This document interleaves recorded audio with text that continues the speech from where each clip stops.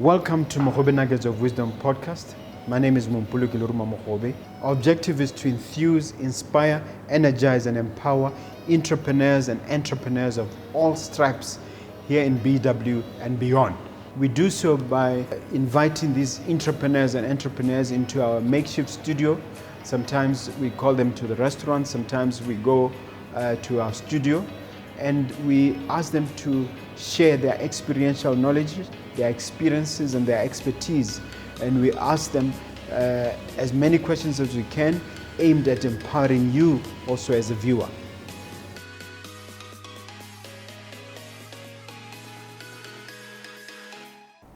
Hello dear viewer, dear listener, my name is Mompoloki Lerumo Mogobe. Welcome to another wonderful, exciting, invigorating and intellectually stimulating episode of Mogobe Nuggets of Wisdom podcast. I'm delighted to be your host. We always bring life-changing, dynamic information, something that you can use to change your life and to catapult you to greater heights. I have a guest who's not a first-time guest. He's coming for the second time, Dr. Wilbert Mutoko, who's also got an MBA and CIAI, but I always leave it to my guests to introduce themselves. Thank you for visiting our studio the second time. Thank you, Remo Mogobe. Yeah. And thank you, our viewers and listeners. Thank you for having me once again. It's such a pleasure. All right, so my name is Wilbert. I'm a student of life, very passionate about entrepreneurship, leadership, change management, and financial literacy. Would you take a moment just to give us your background in terms of your training? Some of the viewers may not have seen you in the first visit. Right. Give them an idea and then introduce the subject we're going to talk about. All right. Okay, so we are going to be talking on a subject, what you have is enough. What you have is enough. This was my third book that I wrote in 2017, and it has transformed many people's lives. Well, I once worked as a independent financial advisor. So that's the time when I wrote my first book, 15 Secrets for Personal Financial Success. Then I wrote another one called 16 Mistakes Singles Make, Volume 1. And then I wrote What You Have Is Enough. Wow. So by training, I'm an educationist. I have an MBA and I have a PhD in business management. I see you have a book by the same title. When did you publish this book and what was the impetus for publishing this book? This book was published in 2017. And the idea behind it was to encourage people to realize that there are times when we give excuses why we are not probably having more income, why we are not starting our businesses or growing our business. And what I was just trying to say in the book is to say that, not necessarily to say you have everything you need, but you have a seed that can help you to go to another level in your life and in your business. Okay. 2019, we had a little bit of noise about something happening in Wuhan. And then 2020, America shut down Chinese flights. 1212, there was a lockdown there. And then 1st of April, it came to Botswana. So it's been like a whirlwind of disaster. And we've had close to 18 months of this going on. Right. 18 months on, what would we say is the biggest lesson before we talk about your book? That's a good one. The biggest lesson for me is that we must be adaptive. We must be willing to change. We shouldn't complain about the circumstances, but learn our lessons and learn them fast and move with the tide. Someone will say, how can I ignore the fact that I'm losing my relatives, I'm losing my co-workers, some of them are constantly sick. How can I ignore the fact that some of my employees have to suddenly work from home? So how can I not complain about this horrible situation? All right, so honestly, it's very painful that we are losing our relatives and we are losing our health. There is a lot happening, but I would like us to think of it as, life is a fight. Life is a battle. Or some might say life is a war. So we have to think and act like soldiers. Soldiers they are trained to get excited at the sound of bullets. When they hear noise of bullets and bombs, they get excited to fight. So as long as I still have breath, as long as I'm still breathing, fighting is the way to go. Complaining doesn't help anybody. Because my first question, I don't know whether you answer in this, it in this book, is Right. what can the ordinary person do to survive? And is it possible also to thrive, not just survive in this environment? Thank you so much, Mogobe, for asking that. It is in these difficult moments that heroes and heroines are born. Almost everybody we know who became great, who became well-known, they became well-known because of the tests that they had to pass, because of the challenges that they had to go through. If Nelson Mandela had not gone through prison for 27 years, nobody would be talking about him today. Maybe he would have been a fine lawyer somewhere and nobody would really care much about him. If Mother Teresa had not faced so many challenges and she decided to say, how can I help people who are suffering everywhere? Yet we never hear how much was in her bank account, but she stood up for the less privileged, we would not be talking about her today. So I believe in these very difficult moments, it's the time to arise and ask ourselves, what is it that I have? Is it the energy I have? Is it an idea that I have? Is it a little bit of money that I have? Is it the social capital or the people that I know that I could get closer to and work on a project and get somewhere? So probably I need to also mention how I ended up writing this book, What You Have Is Enough. Yes, I think that would help. You know, I was tired, more than 20 years ago, I was tired of the little salary that I was getting from my job. I loved my job. And I was grateful for my employer, right? But the family was growing. The demands were, you know, coming through. And black tax. Everybody is looking up to you, your brothers, your sisters, and everybody else. And I said to myself, what do I do? So I started searching. I started reading, looking at articles, looking at videos and stuff like that. And one day I came across an article which was talking about you being able to start from very little to become great. I got home very excited. And I told my wife, honey, I have an idea. We are going to change the way things are right now. She said, how are we going to do it? I said, what we have is enough to start off on the journey of entrepreneurship. So she said, what would you want us to do? It was in June. I said, I think... June which year? Should I mention the year? Yeah, roughly, because this book was written in 2017. 2017, yeah. That was 2004, if I'm not mistaken, somewhere there. Right. So if I'm mistaken, it could be 2002. I think it should be 2002. So I said to my wife, honey, let's sell all the household goods that we have. We had a fridge, we had a bed. You know, when you are not that rich, in fact, you are not rich.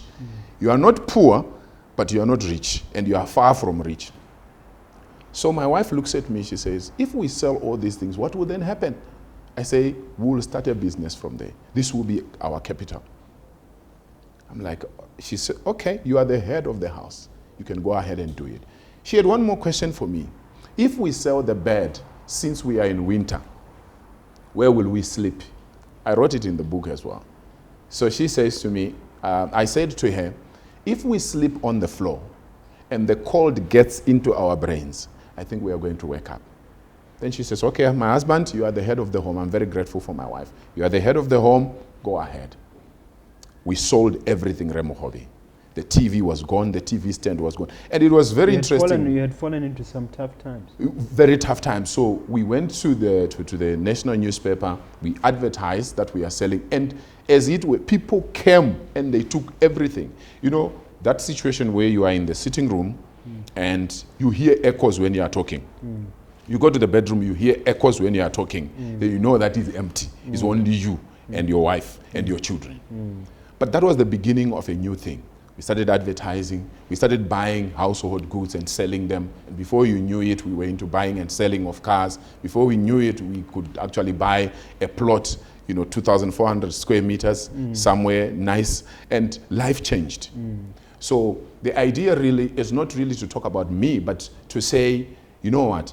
After I wrote the book, and many people have read the book, they have been giving me testimonies. Somebody says, I don't have capital. How much capital do you need? I need 2,000 pula. How much is your phone? You have a phone that is more than, like, for example, this phone. This is 13,000, right? And you say you don't have capital. You're not serious. Because what kind of phone do you need to start a business? Do you really need a phone worth 10,000, 13,000, or even 5,000? There are phones that are below that, which you can start with, and you run your business. And some people will say, I don't have capital to start a business. I think you have seen such people, Mogobe. I don't have capital to start a business, but you realize the car they are driving is a big car. 5 liter, 4 liter, 3 liter. Man, that's luxurious.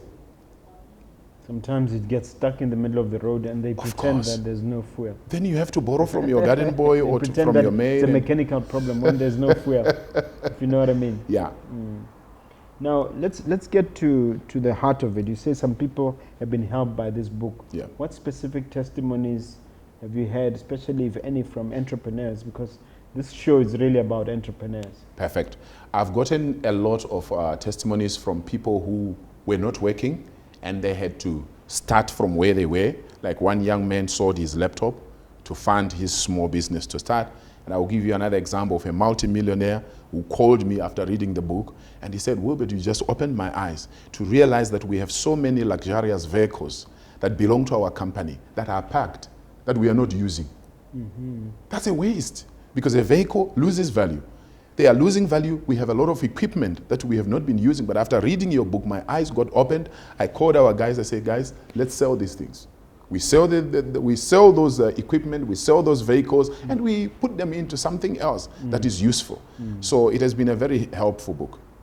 Okay. Yeah. And then in terms of readership, how widely read is it, and how are you marketing it?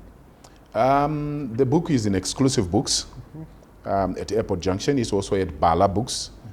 Of course, the honest truth is when you are new into authoring, you are overexcited and you will be pushing the book and all that. But these days, I'm not interested in pushing the book. I just get excited when somebody gets the books and they give me a testimony. I don't do it as a business. I've never written books as a business, but it's just to empower others. Okay. Yeah. Now, in this environment of COVID, is there a chapter in the book that directly speaks to that, and what does it say? There are a few chapters in the book. The chapter which goes together with the title of the book, which is, What Do You Have? I think it's very useful in the time that we are right now, because many people are losing their jobs, many people have lost jobs, many are still employed, but they are underemployed. There are some that are employed and it doesn't even make sense anymore, So I would think that the book comes at the right time, where it can encourage somebody to say, what is it that I have? For some people, they have social capital. They have people that they know, not for borrowing money, but to share ideas. For some people, they could do the way I did, where you sell your household items. For some people, they should sell their computers, whatever it is, so that they can start something on the side and be able to thrive. Okay. Now, you do some work in terms of, because you didn't go deep enough in terms of your work. Right. Counseling. Can you just clarify to the viewer what other work you do? Okay. Yeah. So I'm more well known as a financial doctor, because of the work that I've done with individuals and with the corporates and government, particularly on issues to do with financial wellness, training, consultancy, but I also do coaching. I do leadership coaching, I do financial literacy coaching as well. Okay. Yeah. Are there any significant cases you've handled, without necessarily mentioning names, that you can speak to that have gone through your hands? Yeah, another thing I didn't mention there is that we also do research. So consultants obviously goes together with research. Yeah, we have done some research projects for big companies, like some that are listed on the stock exchange. Yeah, and it's quite exciting, not just about the money. What are you researching? Researching on, where you are looking at the market.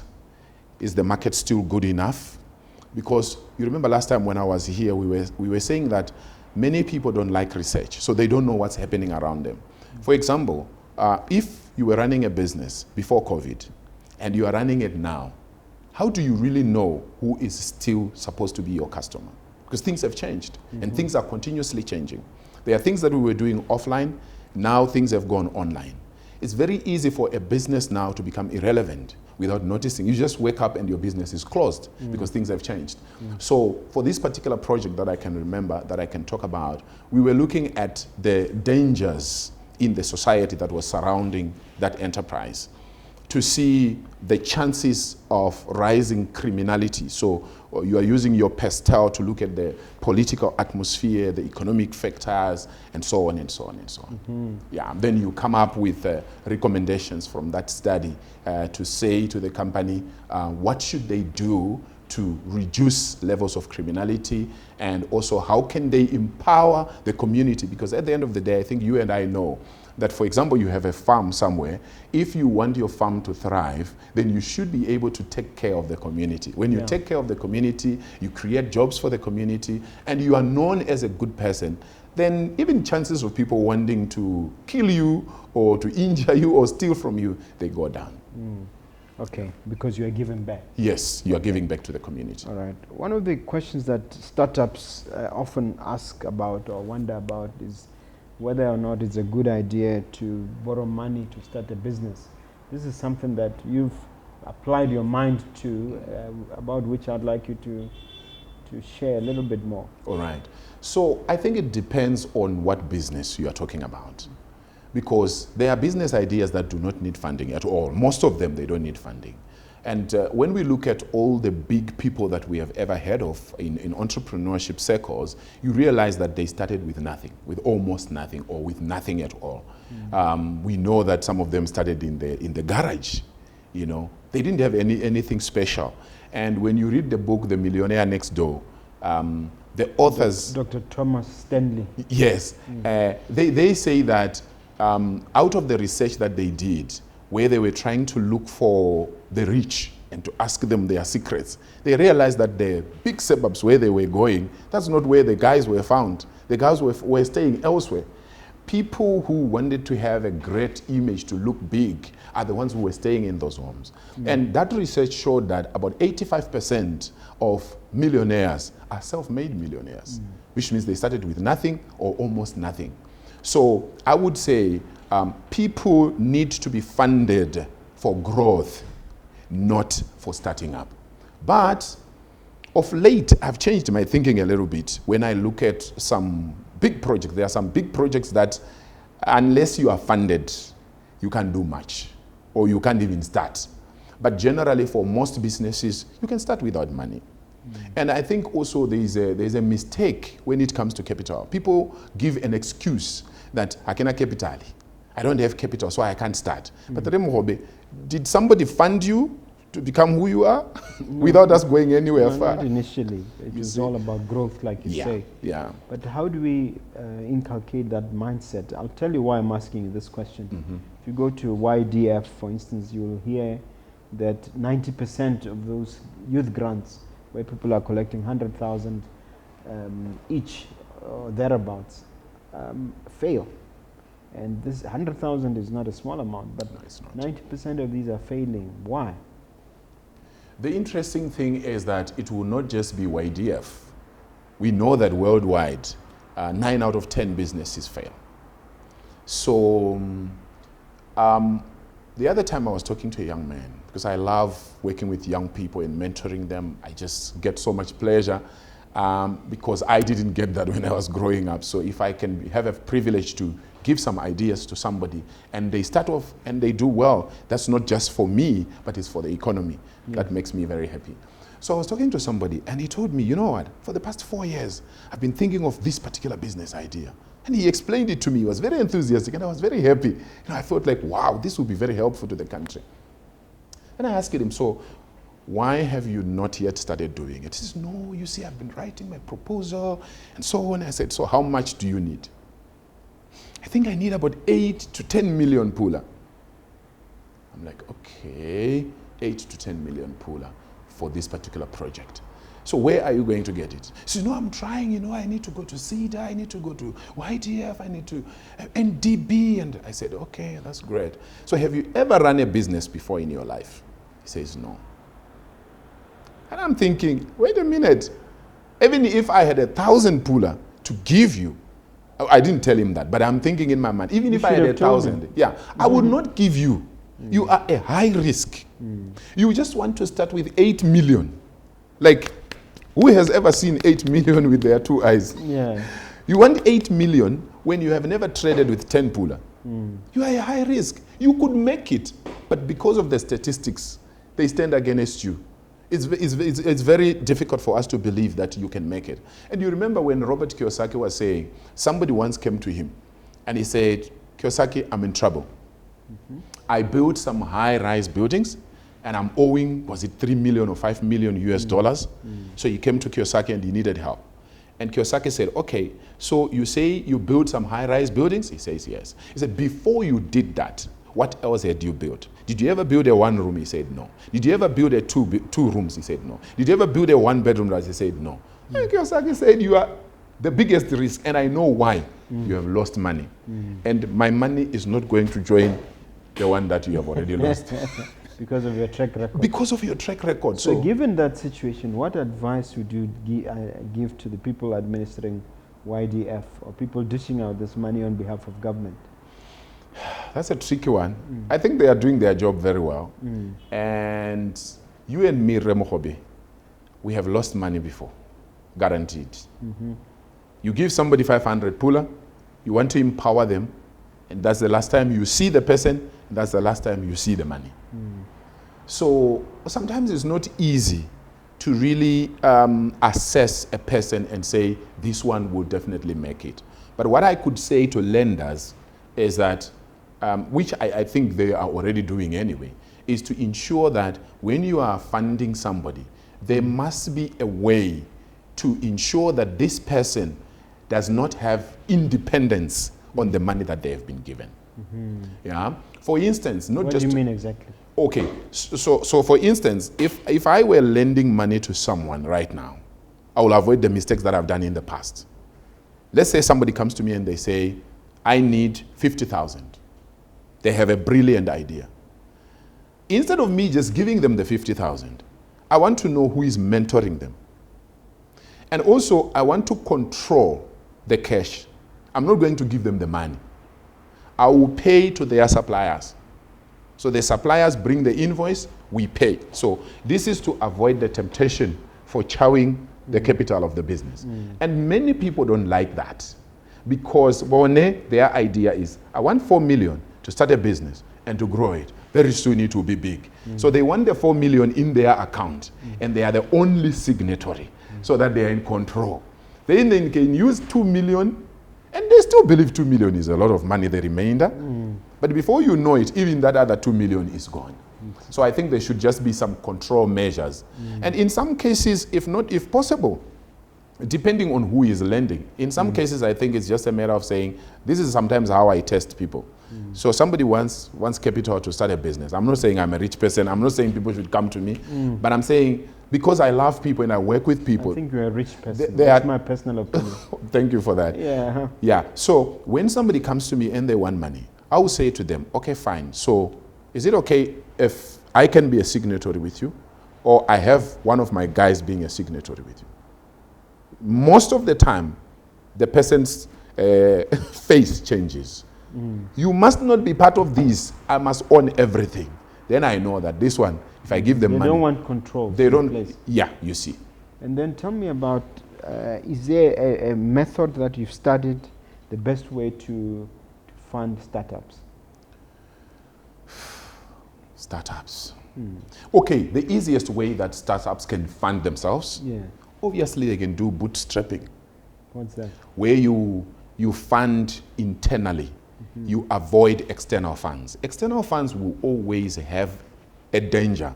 For example, you go to a micro lender and you get 20,000 puller. You put it in the business. You are hoping. You and I, Mogobe, know what happens in entrepreneurship. And the viewers, they know as well. You can actually borrow money and you are hoping that by 1 week I will have returned it. But 1 month later you have not returned and you are in hot soup. Avoiding calls. Yes, you are now avoiding calls. Maybe you didn't really plan to run away, but you join the rest of the people who do that. So I think bootstrapping is one of the best ways. Bootstrapping, I wrote about it in the book. There are many examples of bootstrapping. Give a few. For example, you can buy things at the auction. Buy equipment or vehicles at the auction rather than buying cash in the plastic. Or maybe you can just buy second-hand things. Or maybe you can do trade credit. There are many ways in which somebody can do without actually having to spend a lot of money. What is trade credit? Trade credit is where you are able to buy things without paying the rent. So, for instance, I come and get some stuff from you. Let's say I sell shoes, for example, and you are a manufacturer. I could get into an agreement with you. Mogobe, can you allow me to pay you after a month? Yeah, every 30 days I come and pay you. And if Mogobe agrees and he believes in what I'm doing, then that makes life easier. So in a way, that's actually a way of funding your business. A lot of our viewers, and I'm sure even some of your clients, they are thinking of retiring and then starting businesses. What advice do you give for those people where people are, it's a form of delayed gratification in a sense. You're waiting, you're delaying and delaying until you're at a certain age to start a business.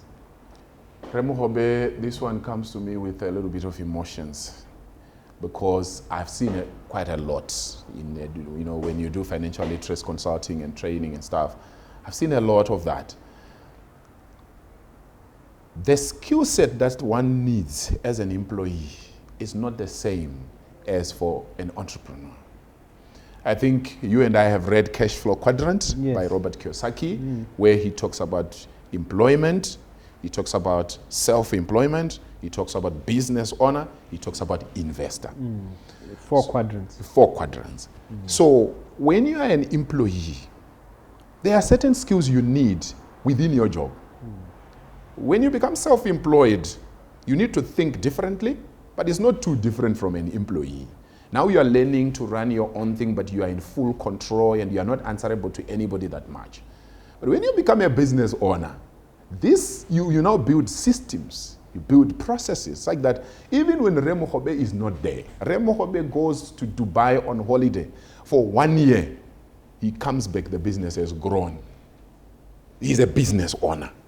He has put systems, he has hired the right people and put them in place, and they have everything put in place. That's a business owner.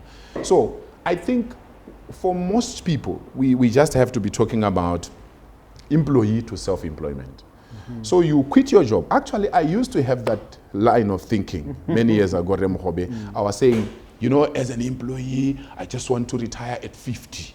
And the question is, you retire at 50, how much have you amassed? These days, people are living longer. So, at 50, you have retired, you got your package. From there, you then realize that whatever it is you had saved for retirement is not enough. You need to go back to work. Or maybe you say, the other day I was talking to a friend of mine, very recent. And when you're talking with friends, it's risky to mention certain things. So this friend of mine says to me, look, I'm just about to retire. I'm 46, and I know he's around there. He's about to retire. I say, okay, so when you retire, what do you want to do? He says, I've got a little farm, with the pudi, the komo, inging. I'm like, okay. Goats and cattle. Yeah. So I'm like, okay, fine. So that's what you are going to do when you have retired? He said, yes. I said, okay, that's fine. Then I kept quiet. After 2 days, I felt like, this is my friend. And I think it would not be right for me not to share with him my thoughts. So I said to him, do you realize that you are quitting your job and you are starting another job? This farm you are starting, you need skills. It's one thing to be a subsistent farmer, grow a little bit of vegetables, have a little bit of this, have a little for fun. A hobby is not the same as running a business, because very soon you are going to realize that the farm you are getting yourself into, you need to learn how to run a farm. Unless you know how to run it, and before you quit your job, you can already see income, cash flow, because they say cash flow is king, isn't it? Is cash flow already running, or you are going to try and make the cash flow run when you are done? So my advice to people is that do not try to do things that you were not doing before you retired. So what happened to a typical civil servant who retires at 60 and goes to run the farm? Do they ever gain traction? Do they ever succeed? If at all they succeed, there will be very few of them, Mogobe. There will be very few of them. Number one, in many cases, when you retire, it means you are tired physically, emotionally, and psychologically. You want a rest. Now, entrepreneurs don't rest like that. Entrepreneurship is hard work. Non-stop. It's non-stop. So you are quitting 8 hours job, 8 hours a day job. Now you are starting a business. You need 16 hours. You need 18 hours if things are going to work. So I think when people say, I want to start my own business, probably that's why also when you listen to governments speaking, and they are talking about agriculture and some of these things, they talk more about the youth. Why? Because youth still have the energy. As you grow older and you want to start something new, Jack Ma also talks about that. He says, don't try new things when you cross 50. Now, obviously, there are people who have tried new things at 60 and they succeeded. But the question is, how much percentage is it? So there is no harm in you retiring, and you have a retirement fund, you have cattle and all that, and you have something to keep yourself busy. That's fine. But if that's going to be your source of income, that's where I'm a little bit worried. Because some people actually take a huge portion of their pension and they put it into a business. Business, unless you really know what you are doing, it's like you are gambling. Yeah. Yeah. Now, the whole idea of some people then starting a side hustle or creating 1 or 2 streams of income before they retire. Speak to that, because I know it's something that you encourage and you support. Right. I support people starting a business while they are still working, but provided the employer allows it. That's one big question mark. I know that many companies or many organizations, they say, if you declare that you are doing this, that's fine. But most employers also might say, no, you mustn't do it. But there is one secret. Even after hours, that seems unreasonable. Yeah, that becomes very unreasonable, because obviously you have 8 hours working for your employer, probably 8 hours sleeping. That's your contractual that's 16. commitment. Yeah. Then you have your own 8 hours that you could be doing other things. So what I would say to people is, if you decide to run something on the side, let it not encroach into your employer's time. Let it not encroach into what your employer is doing. I know one relative of mine, his life is not going on well, because his problem, at one time I hired him in one of my companies. I hired him, and the next thing, I remember somebody very close to me saying, be careful of this guy. Be careful of this guy. One day I got a call from a client in Mompoloki. Hello, yes, yeah. I'm waiting for so and so to come and deliver, and I'm like, okay, who are you? Because I didn't have them in our records. Only to realize that this guy had taken over he was now doing what we do for other people. That's wrong. You are sowing a wrong seed. So competing with himself. Yeah, he was beating himself. Biting the hand that feeds you. You see? And then we had to part ways. He went to another person again who was registering companies, company secretarial. He started his own company secretarial company within this company secretarial company. He has his own clients in the no, it didn't guys. last. It's not right. I'm sure it never lasted. It never lasted. So even unto this day, he's struggling. So what I say to people is, be the best employee where you work. Do the best that you can, such that even when you are to tell your employer or your manager that I want to leave, they will beg you, please don't go. In that way, even if they know you are doing other things, they are not worried about you. Maybe they will actually assume, oh, maybe this person is succeeding in the workplace because they have exposure. They are doing other things out there. They are open-minded. But if you are a lazy person at work, you are dodgy at work, many times you are not in your office, and then you are also running your own things. Even if I was your manager, it's difficult for me to understand you. Yeah, I want to ask you this question. You've done a PhD. Yes. And, you're also a very, very successful entrepreneur, very active. Do you think that your PhD, your Doctor of Philosophy degree, helped with the entrepreneurship, and why? Yeah. Because there's a debate among entrepreneurs Right. whether education at a certain level is a help or an impediment. Right. You've had that debate. Yes, definitely. Yeah. All right, that's a very good question. So I don't think every entrepreneur must have a PhD. I don't think every entrepreneur must have a master's degree or a degree as such. But what happens is there are entrepreneurs that are not highly educated or highly schooled, but they are big on personal development. Right? I remember listening to Bill Gates, and he was saying that I dropped out of Harvard, but I've always been big on doing short courses. And you know, Bill Gates is said to read a minimum 1 hour per day before he sleeps.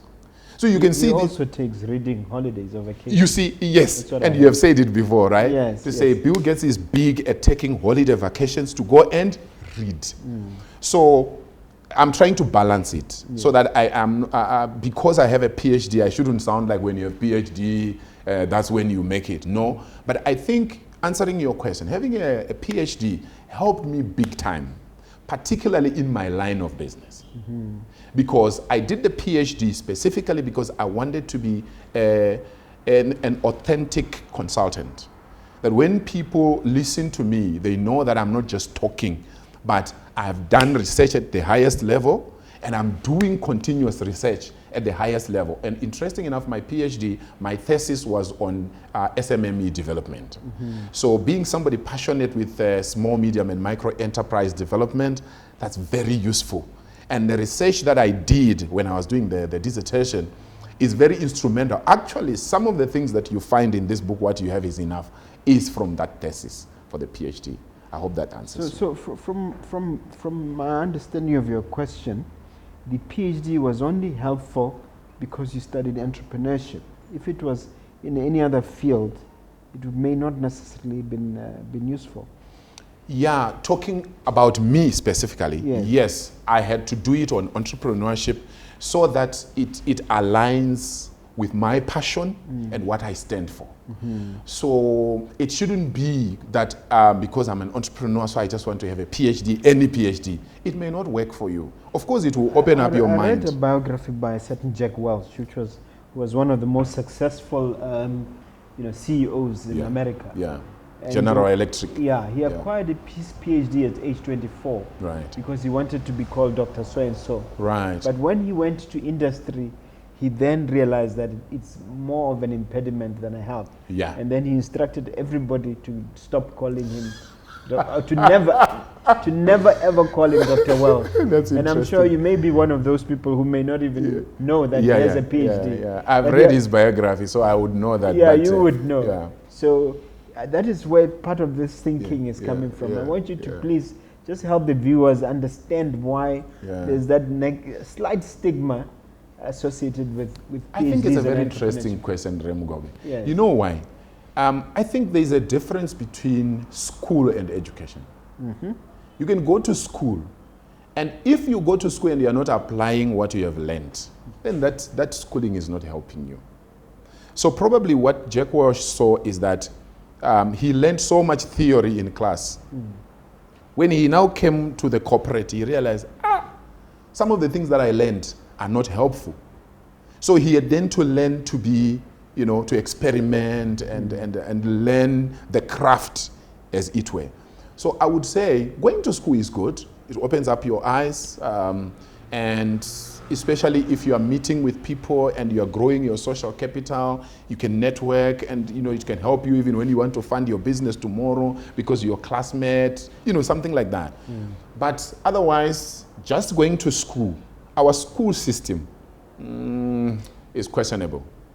It doesn't give you everything that you need. That's why many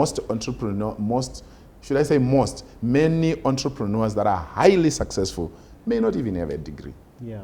Because they have learned to be street smart, and they have learned to deal with personal development. But one most important thing about almost all these entrepreneurs that probably dropped out of school or don't take school seriously, they hire smart people, smart graduates. So they support you on what you don't have. So they still need education. Yeah, so the education is still needed. I may not have it. I may just have basic. Then I just do short courses, and I have my mentors, and I read a lot of books, watch some videos, go on YouTube, watch Mogobe podcast, Mogobe Nuggets of Wisdom, Mogobe Nuggets of Wisdom podcast, and things like that. So you empower yourself. But in the meantime, when it comes to accounting, you know nothing. When it comes to the law, you may not know much. When it comes to property, maybe your company is growing and you want to invest in property, you know nothing. So you now need to surround yourself with a team of experts that cover you up. And those experts will have gone to school. They are professionals. That's a good answer. Yeah. Sometimes you just need the right amount of knowledge to cover up. Yeah. But what do you think of those skeptics who say, what do you say to those skeptics who say that education itself, formal education, has a way of limiting your thinking? So some things you have to unlearn.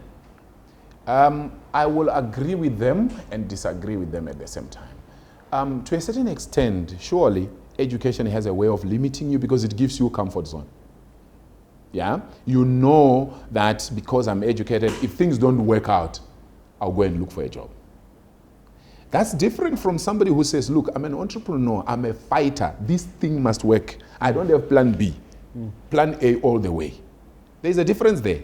I mean, even when you go into let's say you are doing wrestling or boxing with somebody who just comes knowing very well that there is no other way, I'm going to win. And when you are just coming saying, I'm a strong guy, I have a good history. If I lose, it's fine. But if I win, that will be great. You will be hammered. Yeah. Yeah. You will be hammered. So education has a way of giving you the comfort zone. Yeah. Which is not a bad thing because we also have some educated people who have succeeded.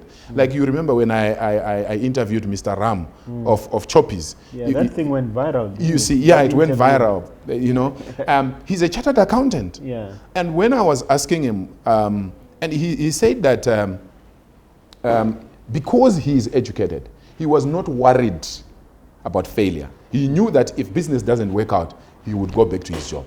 But today he's one of the biggest guys. Yes. So that's why I said I agree to a certain extent and I don't agree to a certain extent because you will still have your Donald Trump, highly educated, Wharton School of Business, highly successful businessman. But there are others who didn't go to school and they are successful. So all in all, Mogobe, what I can say is each one of us must be able to look at ourselves. As people advise us, we must notice that whatever people say, even for you and me, when we do these videos, there are things that we are generalizing. Yes. But there are specific circumstances for each and every one of us. Yes. It's just like people who say, business is very difficult, you can't make it. But how are others making it? Oh, marriage doesn't work these days, you know, you can't trust partners, all men are dogs, you know, things like that. Yeah. But there are people who have a different testimony. A lot of them. We can't generalize. Yeah. Some things need to go specific. Yes. Yeah. Now, this one I'm asking for myself. I really want to hear your answer for that. And I'm going to ask this one slowly. Okay. What is the number one secret for success in life and business? Right. I'm holding my breath. I want to hear the answer to this one. You already know the answer, Mogobe. And I think many of our viewers also know the answer. The number one secret is developing your mind. Personal development. Personal development. I believe that's the greatest investment of all. In my book, 15 Secrets for Personal Financial Success, the first one, not this one. Yeah. In 15 Secrets for Personal Financial Success, I wrote about how, like, about 97%, research says about 97% of people who win casino or who go gambling and they get money, 97% of them, their lives become worse than they were before. So sometimes we think that it's about the resources, not realizing that it's about me. If I don't develop myself, even if money comes, it will go back to where it came from.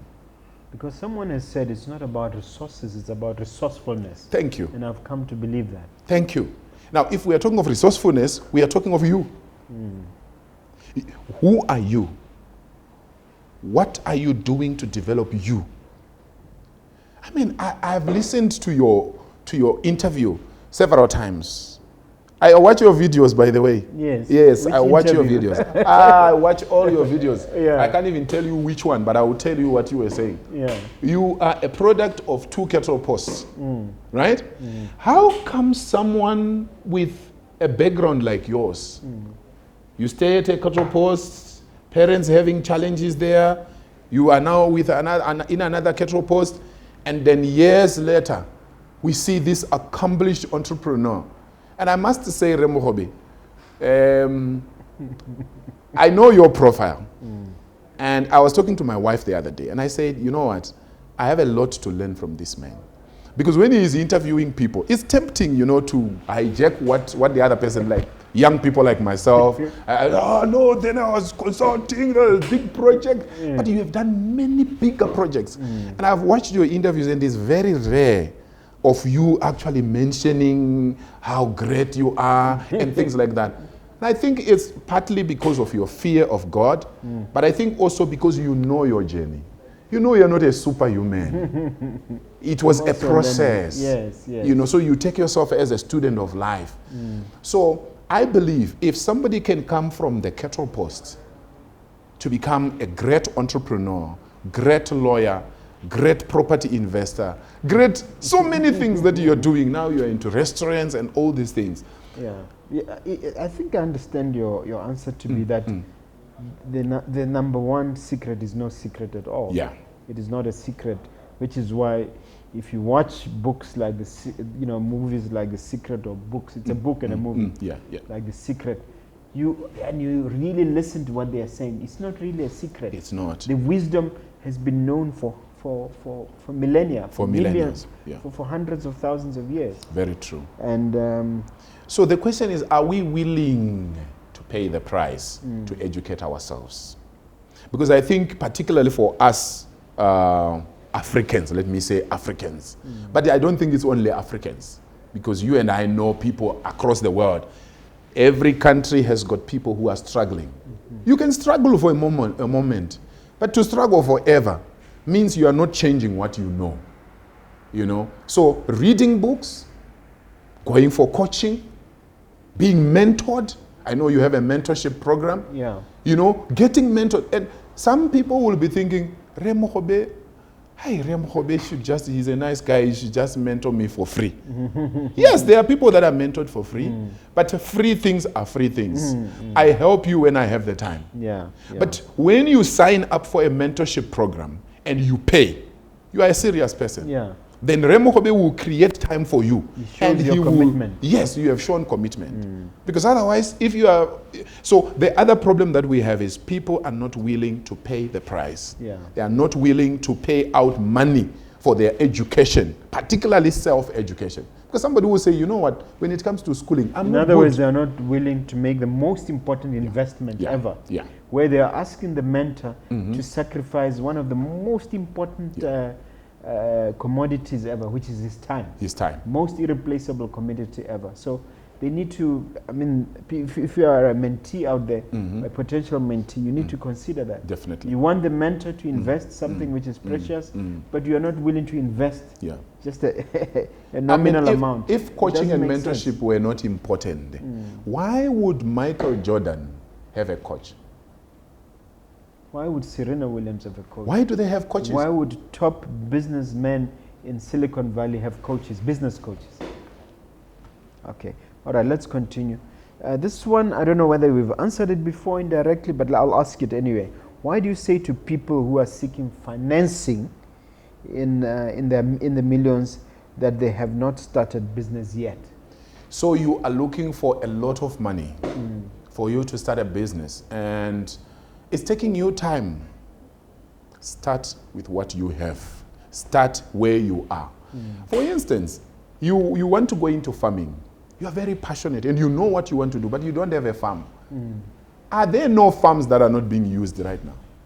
There are. What stops you from going to the Botswana advertiser? You advertise, I'm looking for a farm to lease, looking for a farm to use. And then somebody will reach out to you and say, yeah, I have a farm. Actually, I'm not happy because people are vandalizing. You know, there were some buildings and la la la la. Okay, cool. Some of the people you will be surprised. You know, something I've realized, the moment you cross 40, unless there's a challenge with your mind, but generally most people when they cross 40, they want to plow back to society. Yes. They want to leave a legacy. Yes. So you will actually find some people who are not using their farms, who are willing to let somebody use it. Yeah, some at of them for a period before you can maybe pay them. You see? They might say 6 months, you pay me, after 6 months you start paying me. And some of them I know, they will actually say, whatever you are producing there, you give me something. Yeah, percentage. So there's no pressure there. That's funding. Don't sit at home and say, I'm still waiting for the 100,000 funding. Nobody wants to fund me. Nobody was funded. Very few people were funded. So, Dr. Mutoko, it's been a year since you were last here. A year is 12 months. How has it been during COVID? Any significant accomplishments or any significant events you want to share? I would like to say that what I learned is that when the first lockdown came in, I was surprised because that's when I got the highest number of clients for coaching. I became so busy. But it didn't just happen like that. At first, people were skeptical.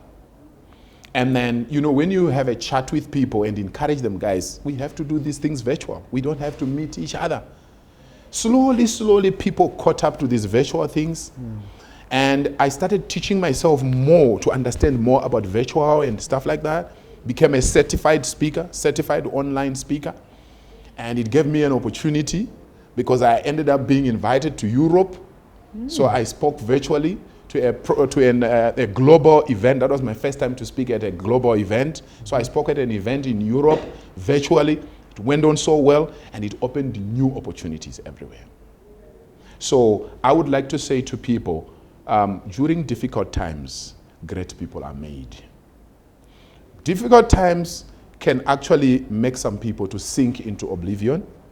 But if you change your thinking and you develop yourself more, you read every day, you change also even your social capital.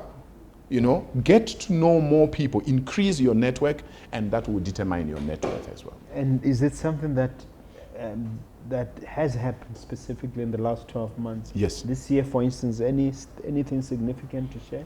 I wouldn't want to share too many things, but like I'm saying, if you listen to some of the examples I'm giving, you can see that I'm a consultant, I'm a speaker, and now rated as a global speaker, being invited to different places. Even the amount of money that I charge since the past 12 months is not the same as I used to charge. Because isn't it, there is the issue of demand and supply. When you elevate yourself to a certain level, then people are now looking for you and people begin to recommend you. So I do what I love, and many people don't believe that you should be paid for speaking, by the way. You and I are speakers. Some people think when they call Mogobe, he must speak for free. There's no harm in me blessing the community. I can speak at 100% discount, but I don't speak for free, right? If everybody can speak, why is everybody not speaking? The fact that you were born speaking doesn't make you a speaker. No. The fact that you were born walking or you could run doesn't make you an accomplished athlete. No. You have to develop yourself to become a national speaker, to become an international speaker, to become a global speaker. To craft your message. Yes. To have a crafted message.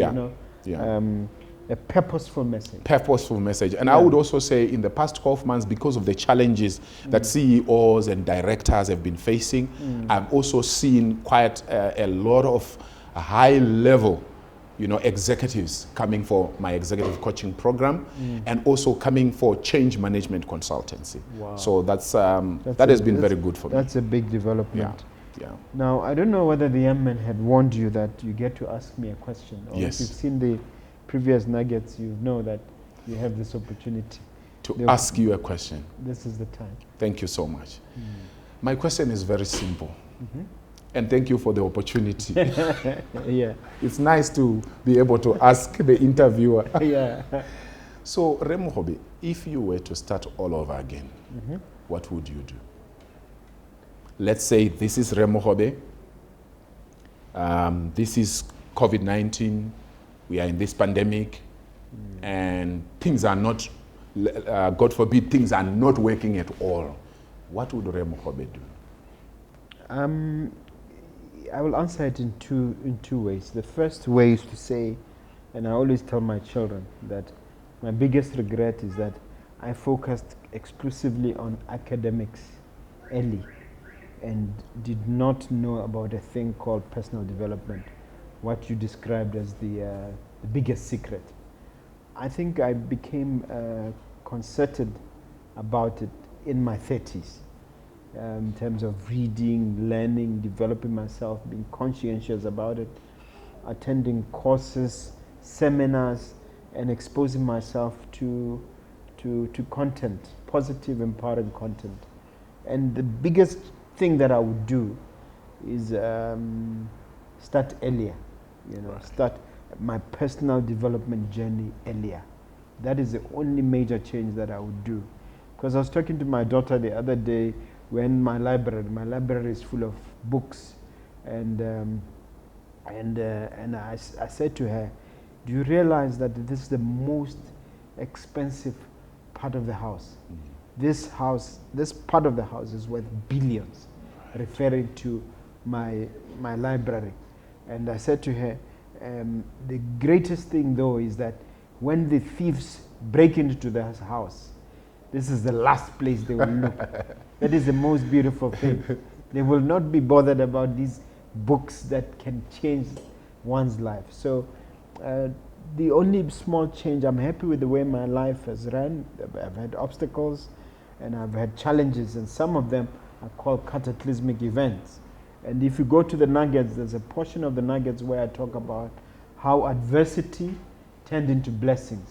And all those adversities are in fact disasters and calamities that occurred in my life. I think I listed about 10 of them. And all of them, without exception, had blessings embedded in there, because what Napoleon Hill, and to some extent, to a great extent, the Bible also says, is that inside any adversity is a promise of a greater or equivalent blessing. Wow. So in answering that question, I'm just saying I would just relive my life exactly as I'm living it, but I would rewind and do certain things earlier, because they make all the difference. Right. Yeah. Wow. Thank you so much. Thank you so much. I hope I've answered the question satisfactorily. No, you have. Yeah. Okay. Now, I'm going to invite you to look at that camera there. Okay. There's someone out there who might be needing words of inspiration, a word of advice, someone who might be feeling hopeless, someone sitting at home, or even an entrepreneur who needs one or two words of encouragement and support. Right. Thank you so much. Thank you so much, viewer, for being with us during this segment. I appreciate you. Now, what I wanted to say to you is that you have something in you that can make the difference in your life. When you see all these people that are more successful probably than you, they were not born like that. They started somewhere. So you need to remember, even in the Bible, God never, many of the times when miracles were performed, God used what the person had. For example, Moses, when God wanted to perform a miracle, he asked him, what do you have? And he had a staff in his hand. And God performed miracles using that staff.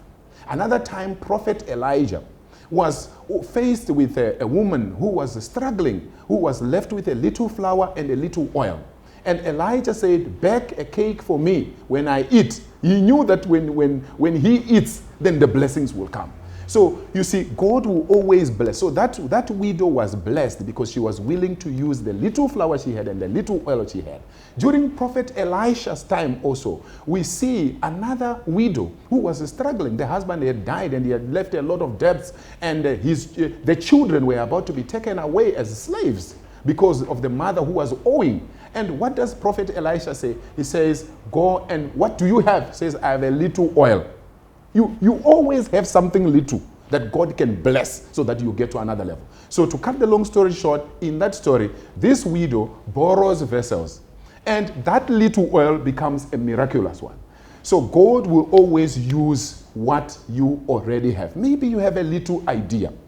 Don't be too stingy with the idea. Be willing to have investors come in, even if they take 70% ownership of the business and they give you 30%. It's better than you doing nothing. There are people who sit on their idea until one day they realize somebody else is already doing the same thing. because you were waiting too long. If somebody has 100,000, they bring it into the business and they say they will have 70% ownership, which means you have 30% ownership. That means from the beginning you already have 30,000 puller, which you didn't have. So I want to say to us, every one of us has something in them. Good farmers will always preserve good seed to plant. Don't take yourself for granted. Don't kill yourself. Even if you lose your job, that's not the end of life. When one door closes, other doors are opening. So stay encouraged. Do not be discouraged. Do not cry. Remember, you cannot make excuses and make money at the same time. Arise. It's your time. Thank you so much. We have to stop making excuses and focus on making the money. That's yes. beautiful. Yeah. I'm with the author of What You Have Is Enough. Dr. Wilbert Mutoko, what you've shared with us has been very powerful. But before we part, please share your contact details with the listener so that they can be able to carry on this conversation, perhaps use some of your services. Thank you very much. So thank you, dear viewers. You can get hold of me on 71824591. 71824591. Or we can connect on LinkedIn, on Instagram, on Facebook, on YouTube as Dr. Wilbert Mutoko. Thank you so much. God bless you.